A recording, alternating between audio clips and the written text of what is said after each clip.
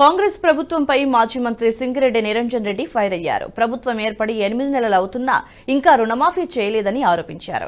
రుణమాఫీ చేయకుండా కేబినెట్ లో నిర్ణయం తీసుకున్నామని చెప్పి పాలాభిషేకాలు చేయించుకుంటున్నారంటూ మండిపడ్డారు. అధికారంలోకి వచ్చిన వెంటనే రుణమాఫీ చేస్తామన్న కాంగ్రెస్ ఎందుకు చేయలేదంటూ ప్రశ్నించారు. రుణమాఫీకి మొదట 40,000 కోట్లు కావాలన్న సీఎం రేవంత్ రెడ్డి ఇప్పుడు 30,000 కోట్లే అవసరం అంటున్నారంటూ ధ్వజమెత్తారు.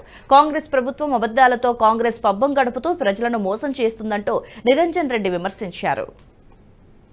నాయకులు ఆ పార్టీ పెడబొబ్బలు పెట్టింది ఏంది? మేము ఇట్లా రాగానే అట్లా ఇస్తామన్నారు. డిసెంబర్ 9 చెప్పింది. ఉరుకురుకులాడి చెప్పారు, ఎదలు దంచుకొని చెప్పారు, గుద్దుకొని చెప్పారు. ఇక తీసుకొని వాళ్ళు ఉంటే ఉరకండి బ్యాంకులకు అన్నారు. ఓ అబ్బాయి ఎన్ని మాటలు ఇక.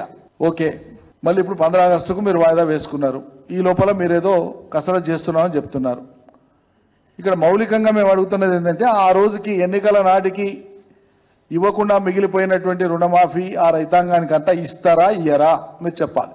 మీరు అమలు చేయదలుచుకున్నటువంటి రుణమాఫీ 5 ఎకరాల లోపు ఉండి భూమి కలిగి ఉండి రుణభారం ఉన్నటువంటి రైతుల వివరాలు ప్రకటించండి.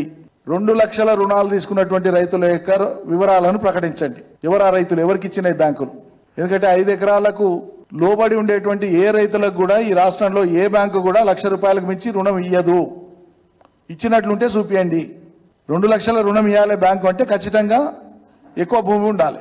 మరి రాష్ట్రంలో ఉన్నటువంటి మొత్తం భూమిలో 1,52,00,000 ఎకరాల భూమిలో, సాగుకు యోగ్యమైన భూమిలో సుమారు 1,36,37,00,000 ఎకరాల భూమి 5 ఎకరాల లోపు ఉన్నటువంటి రైతుల చేతుల్లోనే ఉంది. మరి 2 లక్షలు ఎవరికి ఇస్తారు? ఎంతమంది ఉన్నారు రైతులు? మండలాల వారీగా మీరు జాబితా, గ్రామాల వారీగా మొత్తం ఒక్కో మండలంలో జాబితా విడుదల చేయండి. మేము డిమాండ్ చేస్తాను. ఎందుకంటే మీరు ప్రగల్భాల కొద్దీ మొదలు మాట్లాడేప్పుడు ముఖ్యమంత్రి ఏమన్నాడు, 40,000 కోట్లు అవుతుంది రుణమాఫీ మొత్తం చేసేస్తే ఏక బిగిన చేసి పడేస్తా, ఏముంది మేము నోరు కట్టుకుంటానంటే 40,000 కోట్లు పెద్ద కథనా అన్నట్టు చాలా తేలికగా చేసి మాట్లాడు.